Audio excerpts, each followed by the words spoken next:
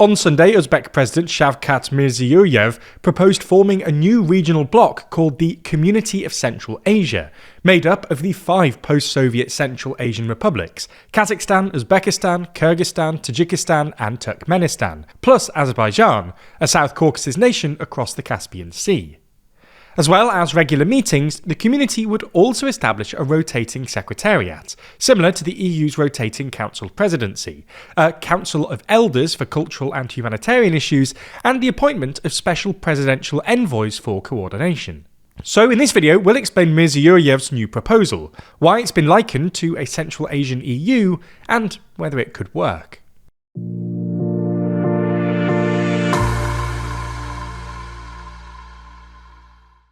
Who is the most influential person in the world? Well, last year the TLDR audience ranked Donald Trump as number 1, with these people all landing in the top 10. But do you agree? Click the link in the description to cast your vote for our 2026 ranking.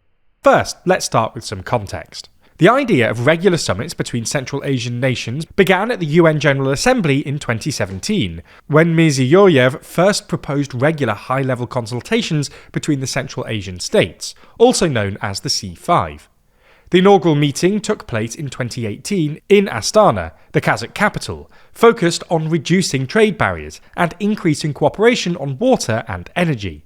This is a big priority for Central Asia, which has significant energy potential due to its hydrocarbon resources, and has experienced regional tensions over its limited water supplies.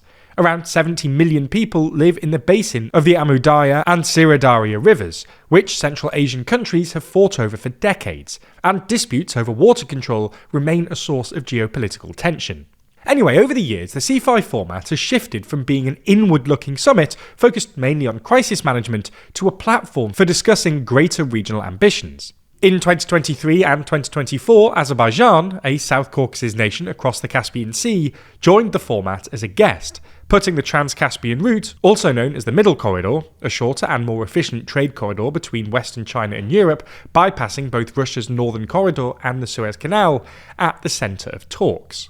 By bringing Kazakhstan, which is primarily responsible for the financing of the Middle Corridor, into closer dialogue with Azerbaijan, which has seen cargo transportation among the Middle Corridor increase by 90% over the past 3 years, this expanded C5+1 format allowed the Central Asian countries and Azerbaijan to better link things like customs procedures and digital data flows, making the region more competitive.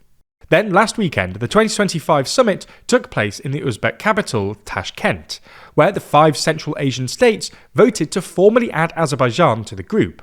Uzbek President Mirziyoyev called the decision to admit Azerbaijan historic, arguing that it would help build a solid bridge between Central Asia and the South Caucasus, paving the way for the formation of a unified space of cooperation.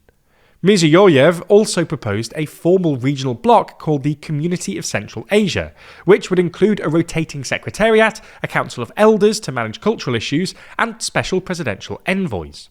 If it goes ahead, this would be a significant step towards further regional integration, and sounds a bit like a Central Asian EU, with Mirziyoyev saying the group aims to form a quote, single geopolitical and geo-economic region. So, what would this Central Asian EU actually look like, and could it work? Well, there aren't many details available about the reactions of the other C5 states, but they're likely to be supportive, given that all 5 Central Asian countries in recent years have said they want greater regional integration. Essentially, Mirziyoyev is framing the bloc, which also includes Azerbaijan, as part of a wider Central Asian integration project that already runs across the Caspian Sea, and that now seeks to establish a transit and energy hub in the South Caucasus. At last week's summit, Mirziyoyev proposed 7 key things: a 2035 regional trade programme, a common investment space, which sounds similar to the EU's ongoing project of a capital markets union, cooperation on major transport corridors including the China-Kyrgyzstan-Uzbekistan railway and the Trans-Afghan route, the adoption of a regional security plan, a decade for rational water use plan from 2026 to 2036, a regional water excellence centre, and annual meetings on spiritual heritage and new scientific initiatives. All in all, the proposed Community of Central Asia seems to be building towards 2 things. Firstly, economic integration, and secondly, increased cooperation in other areas, like politics, security, water, and the environment. The main reason for this Central Asian EU is economic integration. Since the regional summits were launched in 2017, Uzbekistan's trade with its neighbours has grown from €2.8 billion in 2017 to €6 billion in 2024, and aggregate GDP across Central Asia has increased by 2.5 times to €450 billion. Industrial growth in the region also averages 6% per year, twice the global average, with new border trade zones expected to drive further growth. Moreover, Central Asia's booming population, which is surpassing 80 million and is expected to reach 100 million by 2050, also offers an opportunity for demography-driven economic growth in the coming years. More broadly though, an EU-style community of Central Asia would also give the region more influence in negotiations with global powers.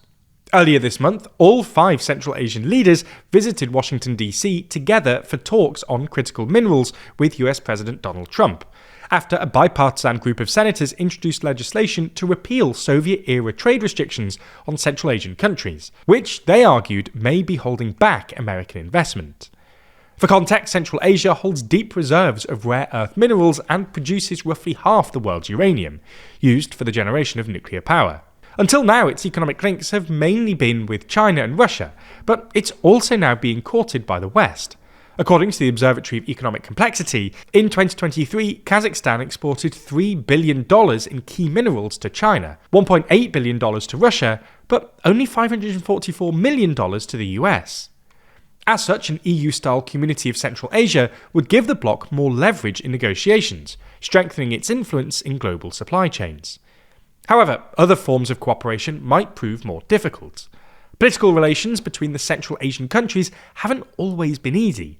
After the Soviet Union collapsed in 1991, the region was divided into its 5 current countries along the previous internal Soviet-era borders, which cut across regions that were historically ethnically mixed. This created minority groups within new nation-states, leading to tensions and competition, for example over water access between Uzbek, Kyrgyz and Tajik farmers. In fact, until as recently as this year, Kyrgyzstan and Tajikistan saw a brief skirmish over a long-standing border conflict around the Kyrgyz town of Batken, which killed around 100 people in September 2022. While the dispute was finally settled in March, underlying tensions remain, which could create difficulties for a Central Asian political union. Finally, there were also disagreements over how to approach neighbouring Afghanistan. Previously, Uzbekistan has suggested it should be included in water discussions due to its proximity to the Amu Darya, but Afghanistan's construction of the Kosh-Tepe Canal, due to be fully operational by 2028, has sparked concerns, as it would divert about a third of the river's flow away from other Central Asian regions. That said, including Afghanistan in a guest framework, as happened with Azerbaijan, could help the bloc to engage more constructively with the Taliban in future. When a story like this breaks, the headlines aren't just fast, they're fragmented. Depending on where you get your news, you might be seeing a completely different version of the same event. But if we take a look right now using Ground News, we can see that there are 71 sources currently reporting on it, with most of the coverage coming from the centre. If we dive a bit deeper, we can see that the left is focusing on the US-China rivalry, and the right is highlighting the region's mineral diplomacy. We're able to get such a detailed analysis thanks to our sponsor this week, Ground News. If you're overwhelmed by the amount of outlets and stories that you're seeing online, Ground News has the solution for you, as they expertly collect and merge thousands of articles into one easy-to-access place, finally giving you an effortless way to consume news and digest media bias. And it doesn't even end there. Ground News offers you comprehensive breakdowns into the ownership, bias distribution and factuality of each article, allowing you to dive even deeper into every story. For example, if you're worried about how much you can trust what's being said about a certain event, with a click of a button, you can filter and sort every story by their factuality level, helping you to easily grasp the reliability of each outlet. It's not just the stories we see that shape the narrative, it's the ones we don't. Ground News' blind spot feed is the only feature that shows stories being ignored by one side of the political spectrum, helping you break out of your bubble and spot what you might have missed. To give you an idea, here we can see this story on North Korean troops clearing mines in Russia's Kursk region, which would have been completely buried if you lean left, as it's mostly being reported by right-leaning outlets. Ground News doesn't just feed you stories based on your algorithm, it allows you to see everything the other side might not want you to. That's why we're partnering with them to offer you 40% off their unlimited access Vantage plan. All you have to do is subscribe through the link in the description, go to ground.news/TLDR or scan the QR code on screen, and you'll be supporting an independent news platform working to make the media landscape more transparent.